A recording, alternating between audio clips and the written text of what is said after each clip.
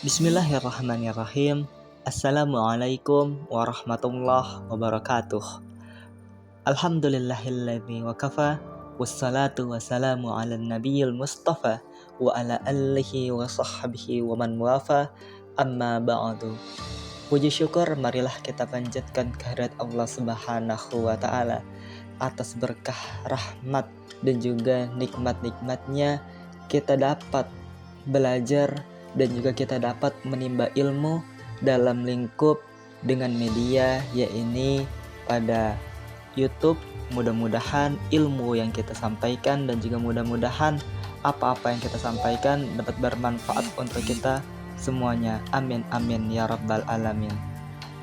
Salawat mahassalam tidak lupa kita junjungkan kepada kehariban kita, uswatun hasanah, nabi yang besar, nabi yang agung, nabi besar kita Muhammad sallallahu alaihi wasallam. Mudah-mudahan kita semua bisa menjadi umat yang setia sehingga di yaumil qiyamah nanti kita bisa mendapatkan syafaatul uzmah. Amin ya rabbal alamin.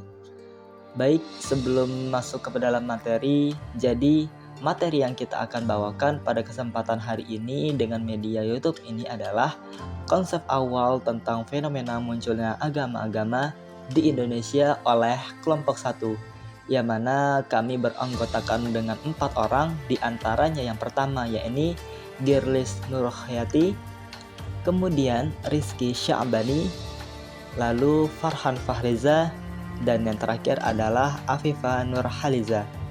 Untuk itu marilah kita semua dan juga teman-teman semua disimak video pembelajaran pada kesempatan hari ini. Baik, di sini saya akan menjelaskan bagian sejarah agama Hindu. Ada beberapa yang saya akan jelaskan, ada 7. Yang pertama itu sejarah munculnya agama Hindu, Tuhan agama Hindu, rutinitas ibadah agama Hindu, sumber ajaran agama Hindu, kitab suci agama Hindu, tempat ibadah agama Hindu, dan yang terakhir hari besar Hindu. Yang pertama yang akan saya jelaskan yaitu agama Hindu. Sejarah munculnya agama Hindu. Agama Hindu berasal dari peradaban lembah sungai Indus sekitar 2500 Masehi, dan agama Hindu itu berkembang melalui budaya Arya yang masuk ke wilayah India sekitar 1500 Masehi. Agama Hindu ini didasarkan pada prinsip-prinsip, ada 3 prinsip, yaitu Dharma, Karma, dan Moksa. Dharma itu adalah kebenaran tugas moral, Karma itu hukum sebab akibat-akibat, dan Moksa itu pembebasan dari siklus kelahiran kembalinya. Agama Hindu ini memandang kehidupan sebagai perjalanan menuju kesatuan dengan Brahman, realitas tertinggi dan universal. Jadi munculnya agama Hindu ini sekitaran 2500 Masehi dan berkembangnya itu melalui wilayah India sekitar 1500 Masehi. Nah, yang kedua, Tuhan agama Hindu. Tuhan agama Hindu ini bersifat politeistik dan monistik. Tuhan dalam agama Hindu disebut Brahman, realitas tertinggi yang tidak terhingga dan tak terbayangkan, yaitu wujudnya itu diinterpretasikan melalui dewa-dewa seperti Dewa Brahma, Vishnu, Shiva, dan yang lain. Nah, Tuhan agama Hindu ini menekankan bahwa semua dewa adalah aspek dari Brahman, yaitu yang satu.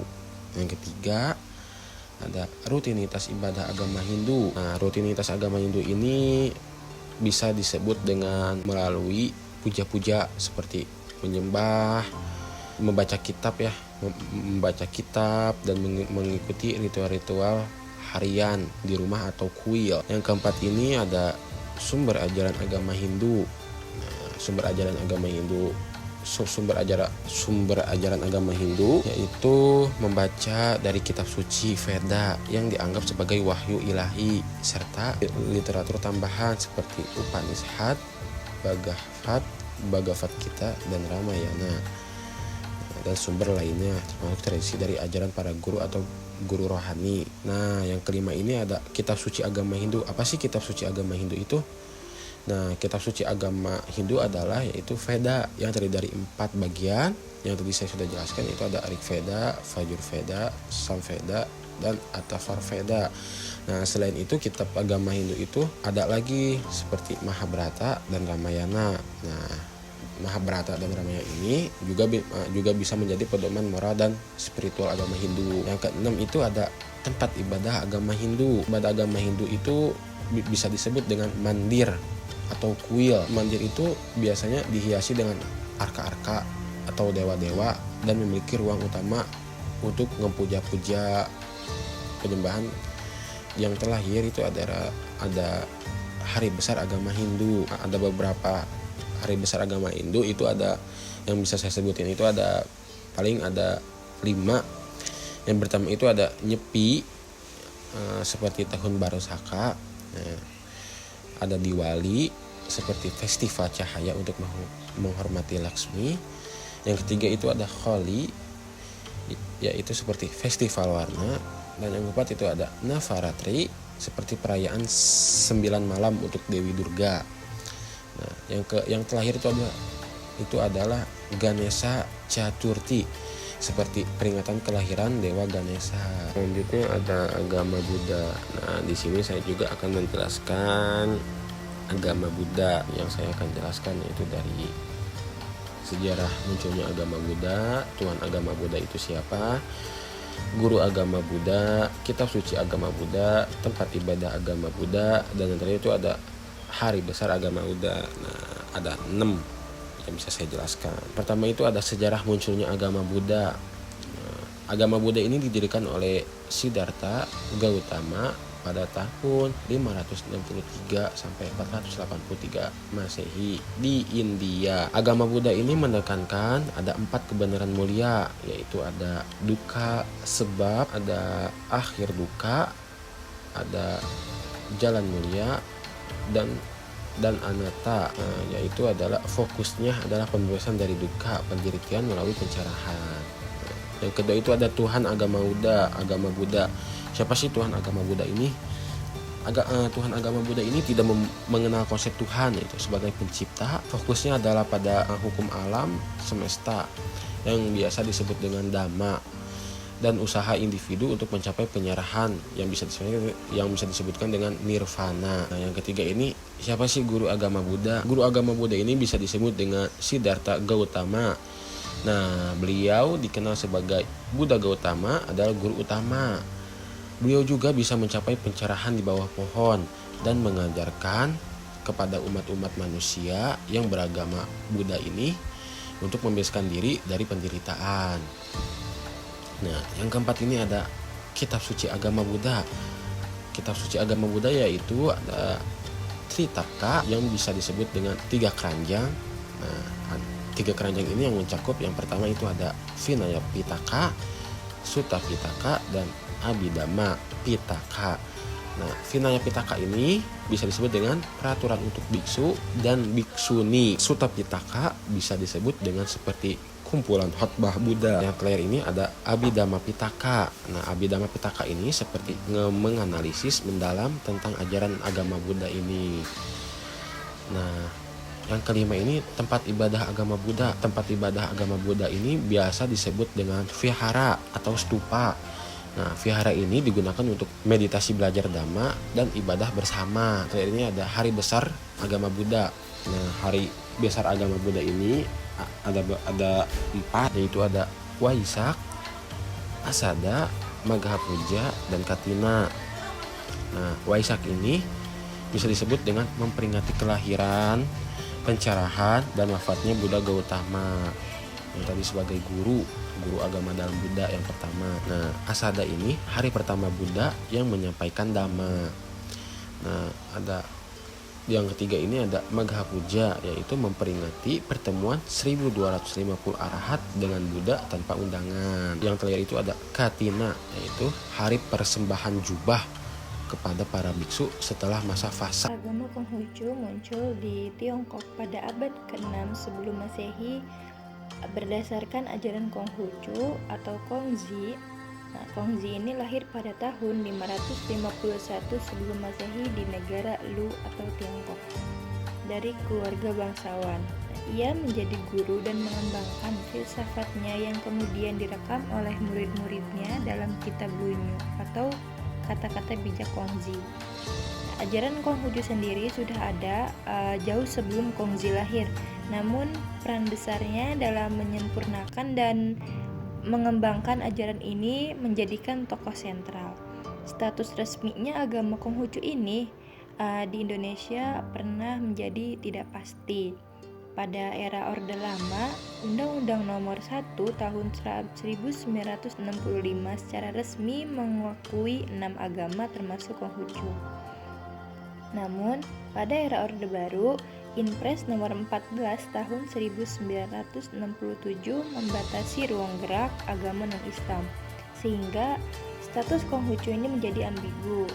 Pada tahun 2000, Konghucu mendapatkan pengakuan resmi kembali dengan keputusan Presiden Republik Indonesia Nomor 6 Tahun 2000 yang mencabut Inpres Nomor 14 Tahun 1967. Ini memungkinkan umat Konghucu untuk melaksanakan ibadah secara bebas lagi. Selanjutnya, ajaran utama agama Konghucu. Ajaran Konghucu berfokus pada pengembangan moral, etika, dan kebudayaan. Inti filsafatnya adalah konsep Tao atau jalan yang mengajarkan keseimbangan alam semesta.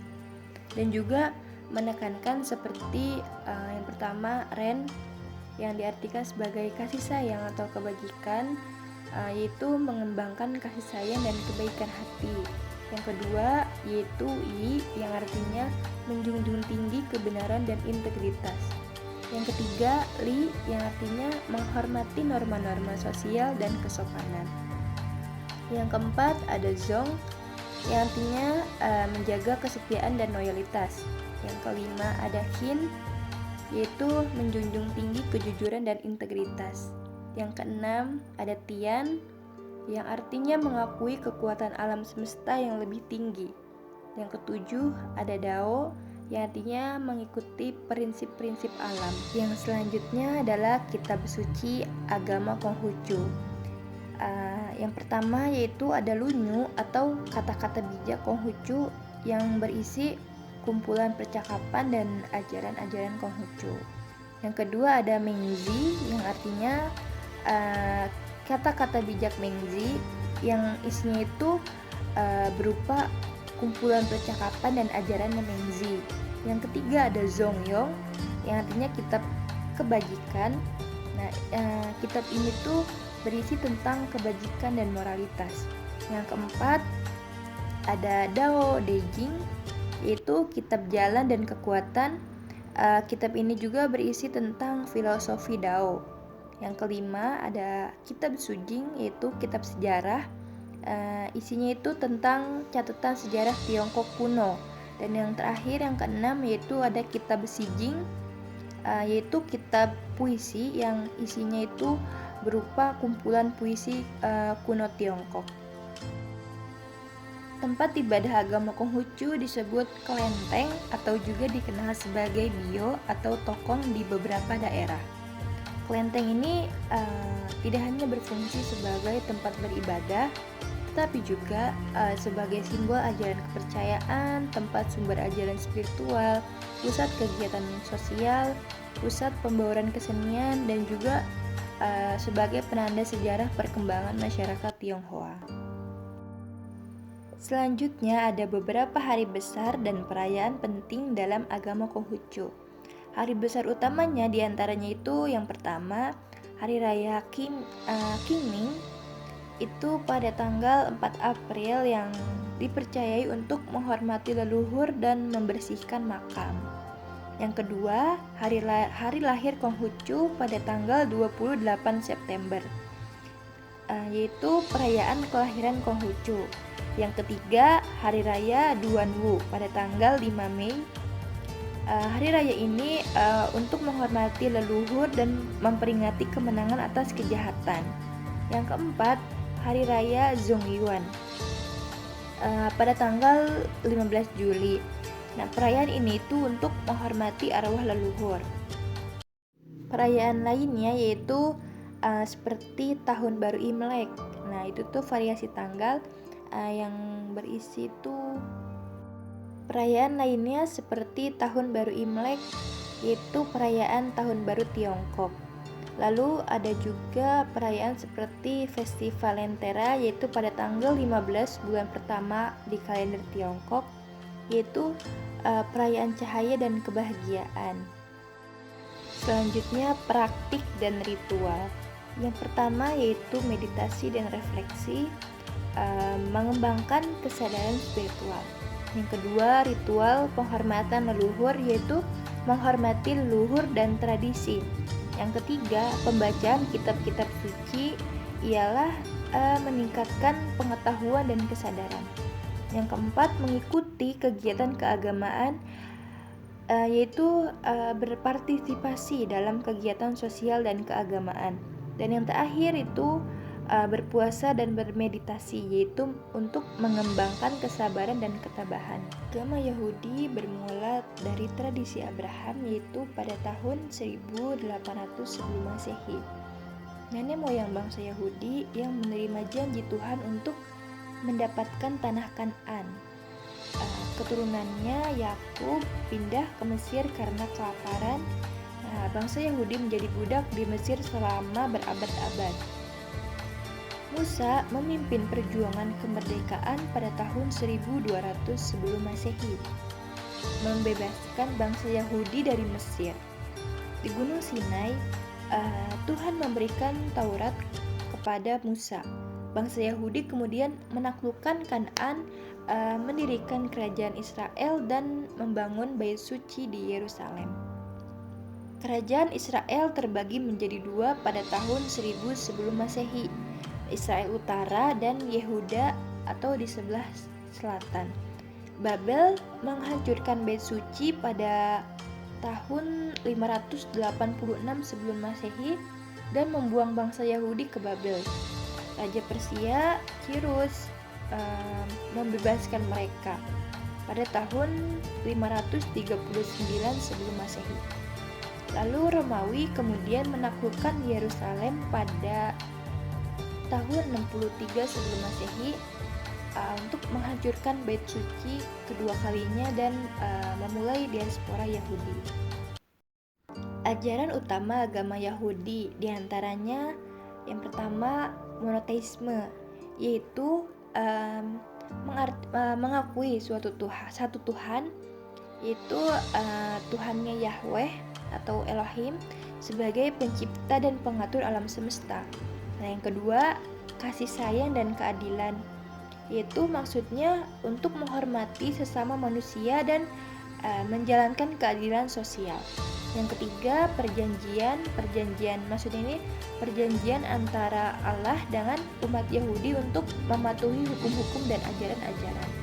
Yang keempat, tanggung jawab, yaitu umat Yahudi bertanggung jawab untuk menjalankan hukum-hukum dan mempertahankan keadilan sosial. Yang kelima yaitu penebusan. Konsep penebusan ini melalui pengampunan dosa dan kembali kepada Allah. Selanjutnya perkembangan ajaran-ajaran Yahudi, yaitu ajaran Yahudi ini berkembang selama 2000 tahun dengan tokoh-tokoh penting seperti Musa, Daud, dan Yesaya. Musa menerima Taurat dari Allah di Gunung Sinai yang menjadi kitab suci Yahudi. Ajaran ini menekankan pentingnya hukum, moralitas, dan keadilan sosial. Perkembangan modern agama Yahudi memiliki beberapa cabang seperti yang pertama Yahudi Ortodoks, yaitu Yahudi yang mengikuti hukum-hukum Taurat secara ketat. Yang kedua, Yahudi konservatif, yaitu Yahudi yang menggabungkan tradisi dengan modernitas. Yang ketiga, yaitu Yahudi reformasi, yaitu maksudnya Yahudi yang mengutamakan kebebasan beragama dan keadilan sosial. Yang keempat, yaitu Yahudi liberal, maksudnya Yahudi yang menggabungkan Yahudi dengan nilai-nilai liberal. Selanjutnya kitab suci agama Yahudi. Nah, kitab suci agama Yahudi ini disebut Tanakh, yang terdiri dari 3 bagian. Yang pertama, bagian utamanya yaitu Taurat. Taurat ini berisi 5 kitab pertama, yaitu kitab Kejadian atau biasa disebut dengan Baresit. Yang kedua kitab Keluaran atau disebut Semot. Yang ketiga kitab Imamat yang disebut Vaikira. Yang keempat yaitu kitab Bilangan disebut Bamidbar. Yang kelima kitab Ulangan disebut Devarim.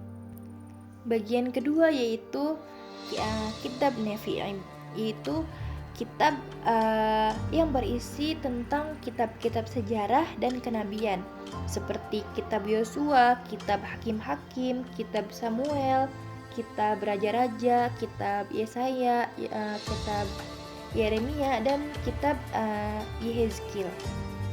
Bagian yang ketiga yaitu kitab Ketuvim. Kitab Ketuvim ini berisi kitab-kitab puisi, kebijaksanaan, sejarah, yaitu sebagai kayak tulisan-tulisan seperti kitab Mazmur, kitab Amsal, kitab Pengkhotbah, kitab Kidung Agung, kitab Rut, kitab Ester, kitab Daniel, kitab Tawarik. Nah, kitab suci lain agama Yahudi juga yaitu ada kitab Talmud yang berisi kumpulan tulisan rabbinik yang menjelaskan dari kitab Taurat dan kitab Nevi'im. Lalu tempat ibadah agama Yahudi disebut sinagoga. Nah, sinagoga ini berfungsi sebagai tempat ibadah dan doa, lalu pusat kegiatan komunitas Yahudi, lalu tempat belajar Taurat dan tradisi Yahudi, lalu lokasi untuk perayaan hari raya Yahudi. Yang kelima yaitu pusat kegiatan sosial dan kemasyarakatan. Nah, lalu adapun praktik dan ritual agama Yahudi itu sendiri. Di antaranya yang pertama Sabat, yaitu hari istirahat mingguan, yaitu dari hari Jumat sore sampai Sabtu sore. Yang kedua Kasrut atau diet, itu adalah untuk mengikuti hukum makanan yang halal. Yang ketiga yaitu Tefilah atau doa, yaitu untuk berdoa selama 3 hari sekali. Yang keempat ada Brit Milah atau sunat, yaitu upacara sunat untuk laki-laki. Yang kelima Bar atau Bat Mitzvah, yaitu upacara dewasa bagi laki-laki dan perempuan. Yang keenam yang terakhir ini yaitu pesta-pesta Yahudi seperti Rosh Hashanah atau yang biasa kita kenal sebagai Tahun Baru. Nah, lalu ada Yom Kippur, yaitu yang dikenal sebagai Hari Penebusan. Lalu ada Sukkot, yaitu pesta pondok. Lalu ada Pesach atau pesta roti tak beragi. Dan yang terakhir ada Hanukkah, yaitu yang dikenal sebagai pesta cahaya. Untuk materi selanjutnya ialah agama Kristen Katolik. Yang pertama yakni sejarah munculnya agama Kristen Katolik. Untuk Kristen Katolik merupakan agama yang merupakan tradisi awal dari agama Kristen yang berkembang sejak zaman para rasulnya. Kemudian setelah Konsili Nisea pada tahun 325 Masehi, struktur gereja lebih formal di bawah pengaruh Kekaisaran Romawi. Kemudian Tuhan agama Kristen Katolik yakni menyembah Tuhan yang sama, yakni dengan agama Kristen Protestan, yaitu Allah Subhanahu wa Ta'ala, yaitu Allah Tritunggal, Allah Bapa, Yesus Kristus, dan Rohul Kudus. Kemudian untuk rutinitas ibadah agama Kristen Katolik, yakni berada di misa harian di gereja, terutama pada hari Minggu, doa rasio, devosi kepada Bunda Maria, dan pengakuan dosa kepada imam. Kemudian sumber ajaran agama Kristen Katolik yakni berdasarkan kepada Alkitab dan juga tradisi suci, yakni tradisi apostolik yang diwariskannya. Kemudian mengakui otoritas gereja dalam interpretasi agama. Kemudian yang selanjutnya ialah tempat ibadah agama Kristen Katolik. Untuk tempat ibadah Kristen Katolik yakni berada di gereja dengan altar bekal, patung santo atau santa, dan salib dengan korpus atau Yesus yang disalibkannya. Kemudian ada yang terakhir yakni hari-hari besar dalam agama Kristen Katolik. Untuk hari-hari besarnya ialah yang seperti kita ketahui bahwasanya agama Kristen memiliki hari besar, yaitu hari Natal yang bertepatan tanggal 25 Desember, kemudian hari Jumat Agung, dan hari Paskah. Itu merupakan pengertian atau pengantar dari agama Kristen Katolik, yang mana nanti akan menjelaskan bahwasanya untuk Kristen Protestan. Selanjutnya yakni agama Kristen Protestan. Untuk agama Kristen Protestan, marilah kita untuk mengenal lebih jauh terkait sejarah munculnya agama Kristen Protestan. Untuk agama Kristen Protestan, yakni tidak jauh beda dengan Kristen Katolik, hanya beberapa perbedaan yang mendasarinya. Untuk sejarah awalnya, yakni untuk Kristen Protestan muncul pada abad ke-16 melalui reformasi yang dipimpin oleh Martin Luther di Jerman. Kemudian adanya perpecahan ini dipicu oleh kritik terhadap penyimpangan dalam gereja Katolik seperti penjualan indulgensi. Oleh karenanya, Kristen Protestan muncul di dunia ini. Kemudian terkait Tuhan agama Kristen Protestan. Untuk Tuhan dalam agama Kristen Protestan sama-sama dengan agama Kristen Katolik, yakni keduanya menyembah Tuhan yang sama, yaitu Allah Tritunggal, Allah Bapa, Yesus Kristus atau Anak Allah, dan juga Roh Kudus. Dan mungkin perbedaannya terletak pada interpretasi peran gereja sebagai mediator dalam hubungan manusia dengan Tuhan. Kemudian terkait rutinitas ibadah agama Kristen Protestan. Dalam Kristen Protestan, untuk ibadah yang dilakukannya ialah ibadah mingguan. Ia menekankan pengajaran Alkitab. Kemudian persekutuan doa atau kelompok kecil sebagai bagian dari komunitas. Itu merupakan rutinitas ibadah yang berada dalam agama Kristen Protestan. Kemudian sumber ajaran agama Kristen Protestan yakni diantaranya adalah untuk berpegang pada prinsip sola scriptura. Ini hanya Alkitab sebagai sumber ajaran dan tidak ada yang lainnya. Kemudian interpretasi Alkitab lebih bebas sesuai pandangan pribadi atau dominasi, atau lebih dikenal dengan denominasi.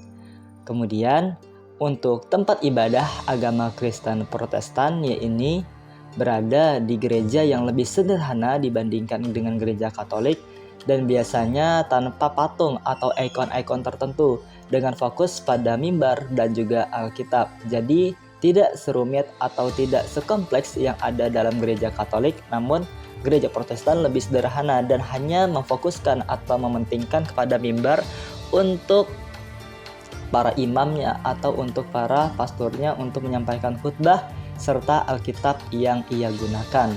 Kemudian untuk hari-hari besar yang ada dalam agama Kristen Protestan, yakni sama dengan agama Kristen Katolik, yakni Natal, Jumat Agung, dan juga Paskah. Dan mungkin yang membedakan hanyalah seperti kalau misalkan dalam Katolik merayakan hari-hari lainnya seperti Hari Raya Maria yang diangkat ke surga dan Hari Raya Semua Orang Kudus. Beberapa denominasi Protestan merayakan hari-hari besar dengan fokus lebih pada Alkitab tanpa tradisi tambahan. Jadi hanya memfokuskan kepada perayaan dengan Alkitabnya, namun tidak merayakan hari-hari besar yang mungkin dirayakan pula oleh Kristen Katolik. Selanjutnya ada agama Islam. Yang akan kita bahas adalah yang pertama, sejarah munculnya agama Islam. Yang kedua, Tuhan agama Islam. Yang ketiga, rutinitas ibadah agama Islam. Yang keempat, sumber ajaran agama Islam. Yang kelima, para utusan Allah atau nabi agama Islam. Yang keenam, tempat ibadah agama Islam. Dan yang terakhir, ketujuh, hari besar agama Islam. Oke, langsung aja kita mulai ke pembahasan yang pertama, sejarah munculnya agama Islam. Akar peradaban Muslim dimulai dari zaman pra-Islam atau pra-kenabian Muhammad SAW di semenanjung Arab. Arab pada masa itu dikenal sebagai tempat yang dipenuhi dengan praktik-praktik paganisme dan konflik antar suku. Ketika Nabi Muhammad menginjak umur genap 40 tahun, turunlah wahyu Quran surat Al-Alaq ayat 1-5. dengan perintah untuk membaca, melihat, dan mencermati bagaimana bangsa Arab saat itu hidup dalam kegelapan atau zaman jahiliyah. Sehingga turunnya ayat ini ditujukan untuk membenahi segala penyimpangan dan kemunduran akhlak yang saat itu terjadi dengan Al-Quran dan hadis sebagai buku panduannya. Kemudian Al-Maidah ayat 3 menjadi penutup pembentukan panduan hidup bagi umat Islam dengan kalimat yang artinya telah kusempurnakan agamamu untukmu dan aku cukupkan nikmatku bagimu dan telah aku ridhoi Islam sebagai agamamu, menjadi titik puncaknya dakwah Nabi Muhammad SAW karena jelang beberapa waktu dari turunnya ayat itu diangkatnya hawa Nabi Muhammad SAW ke pangkuan Rob atau Allah Subhanahu wa Ta'ala. Kemudian perkembangan dakwah tidak berhenti di situ, melainkan dilanjutkan oleh keempat sahabat Nabi untuk menyebarluaskan agama Islam, dan dilanjut dengan para ulama hingga sampailah agama Islam sampai pada hari ini. Yang kedua, kita akan bahas tentang Tuhan agama Islam. Dalam agama Islam, konsep ketuhanan dikaitkan dengan tauhid. Kata tauhid berasal dari bahasa Arab yang berakar dari kata wahada yang berarti menyatukan atau menjadikan satu. Dalam Islam sendiri, tauhid adalah meyakini hanya ada satu Tuhan yang Maha Esa, yaitu Allah Subhanahu wa Ta'ala. Dari tauhid ini ada beberapa jenis tauhid. Yang pertama ada tauhid rububiyah atau Rabb, yaitu meyakini dan menyadari bahwa Allah adalah satu-satunya Tuhan pencipta, pengatur, dan pemelihara seluruh alam semesta. Yang kedua, tauhid uluhiyah atau ibadah. Landasan seorang hamba menyembah dan beribadah hanya kepada Allah dan menolak segala bentuk penyekutuan atau syirik dalam ibadah. Dan yang ketiga ada tauhid asma wa sifat, yaitu pemahaman bahwa Allah memiliki sifat-sifat yang tak terbatas, sempurna, dan unik yang membedakannya dari makhluknya. Yang ketiga ada rutinitas ibadah agama Islam. Yang pertama, sholat 5 waktu, yaitu subuh, zuhur, asar, maghrib, dan isya. Yang kedua ada puasa, yaitu puasa saat bulan Ramadan dan puasa sunat. Yang ketiga zakat, yaitu memberikan sebagian harta kepada fakir miskin saat bulan Ramadan atau sebelum Idul Fitri. Dan yang keempat berdoa, berzikir dan memohon ampun kepada Allah. Dan yang kelima membaca Al-Quran. Selanjutnya yang keempat ada sumber ajaran agama Islam. Yang pertama ada Al-Quran, yaitu kitab suci yang diwahyukan kepada Nabi Muhammad SAW untuk dijadikan sebagai pedoman hidup oleh umat Islam. Yang kedua ada hadis, yaitu perkataan dan perbuatan Nabi Muhammad yang dijadikan teladan oleh umat Islam. Dan yang ketiga ada sunnah, yaitu tradisi dan contoh hidup Nabi Muhammad yang dijalankan oleh umat Islam. Oke, selanjutnya ada para utusan Allah. Tercatat sebanyak 124.000 nabi dan 315 rasul yang Allah utus untuk menyampaikan ajaran yang hak. Namun, umat Islam setidaknya wajib mengetahui kisah dari 25 nabi dan rasul. Yang dari 124.000 nabi dan 315 rasul diakhiri oleh nabi dan rasul terakhir, yaitu Nabi Muhammad SAW. Selanjutnya yang keenam ada tempat ibadah agama Islam. Yang pertama masjid, yaitu tempat beribadah dan berkumpulnya umat Islam. Dan yang kedua musola, tempat beribadah yang lebih kecil. Dan yang terakhir ada hari besar agama Islam.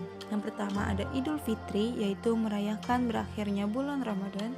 Yang kedua Idul Adha atau merayakan kesabaran dan keimanan dengan potong kambing.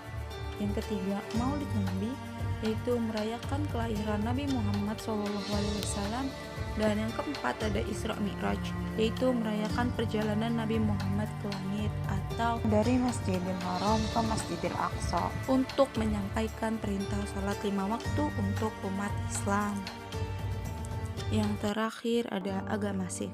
Oke, kita akan membahas yang pertama ada sejarah munculnya agama Sikh, yang kedua Tuhan agama Sikh, yang ketiga rutinitas ibadah agama Sikh, yang keempat guru agama Sikh, Yang kelima, kitab suci agama Sikh. Yang keenam, tempat ibadah agama Sikh. Dan yang ketujuh, hari besar agama Sikh.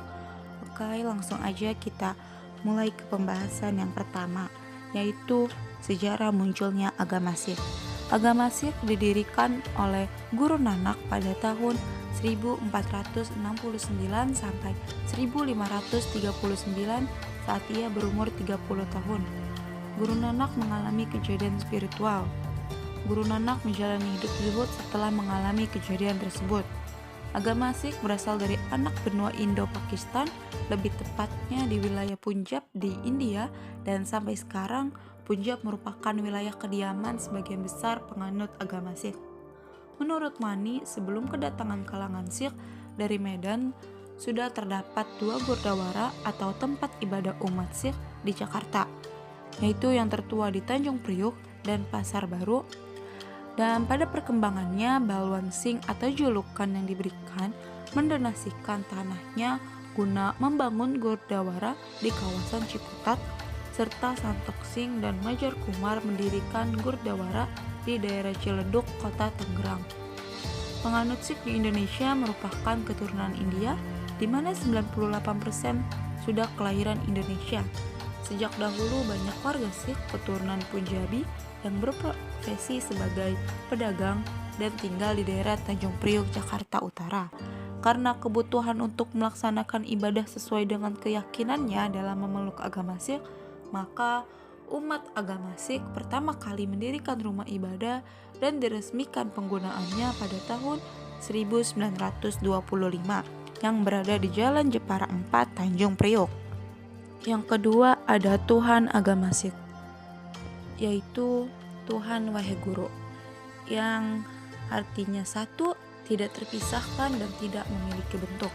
Namun terdapat istilah lainnya untuk menyebut Tuhan tersebut, diantaranya Ik Onkar, yang artinya Tuhan adalah satu, Satnam, yang artinya namanya adalah kebenaran, Akal Purak, yang artinya keberadaan yang abadi, Nirankar, yang artinya tanpa bentuk, dan Paramatma, yang artinya jiwa tertinggi.